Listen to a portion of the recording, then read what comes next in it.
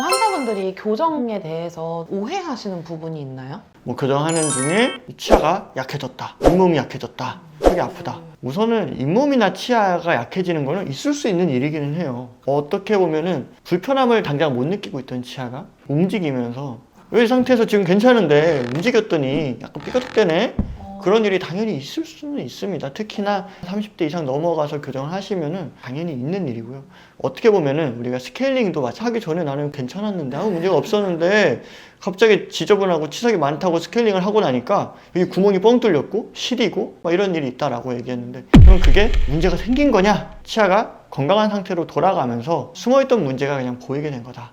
다만 더 악화되지는 않는 거다라고. 아무래도 겹쳐있고 삐뚤던 치아들을 가지런하게 되고 돌출되어 있던 치아를 움직이면서 아무런 손실도 없다라고 말씀드리진 않아요. 그리고 또 치아 교정하면은 관리하기가 힘든 상태가 되잖아요. 이렇게 뭐 브라켓이 됐든. 투명 교정도 100% 내 치아보다는 양치도 신경 써야 되고요. 아무래도 불편하죠. 아프고 움직이니까 잇몸이 따라와야 되는데 거기서 양치질이 조금 부족했다거나 그런 경우에는 잇몸이 충분히 따라오지 못할 수가 있고요. 양치질 잘 하셔도 100%라고 장담 드릴 수는 없거든요. 그런 변화가 있으면서 잇몸이 조금 변한다든지 치아 뿌리가 짧아진다, 있는 일이기는 합니다. 하지만 치아 뿌리 짧아지는 건 사실 제가 치아 교정할 때 많이 설명드리는데, 유의미하게 진짜 많이 짧아지는 경우는 이 치아 뿌리가 끝이 움직이면서 뼈를 리모델링하는 세포들이 이 치아 뿌리도 살살살 같이 건드리는 그런 체질의 분들이 있어요. 누구한테 나타나고 누구한테 안 나타나는지 이게 예측을 하기가 힘듭니다. 유난히 좀 많이 나타나는 분들이 있어서. 하지만 시작하기 전에 이 정도의 부작용들도 어느 정도 있다.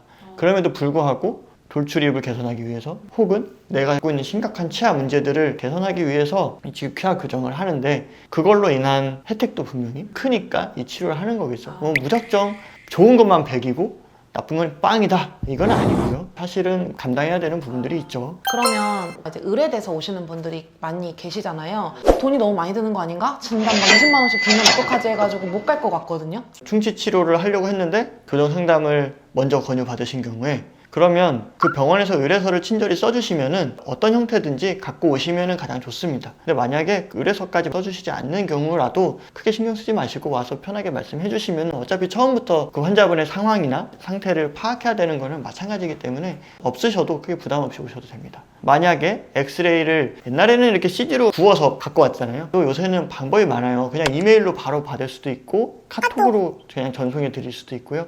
USB에 담아서 받으실 수도 있습니다. 그렇지 않아도 사실은 굉장히 간단하게 촬영을 할 수가 있고, 또 한 가지, 교정치과 아니더라도 사실 비쌀까봐 걱정되시잖아요.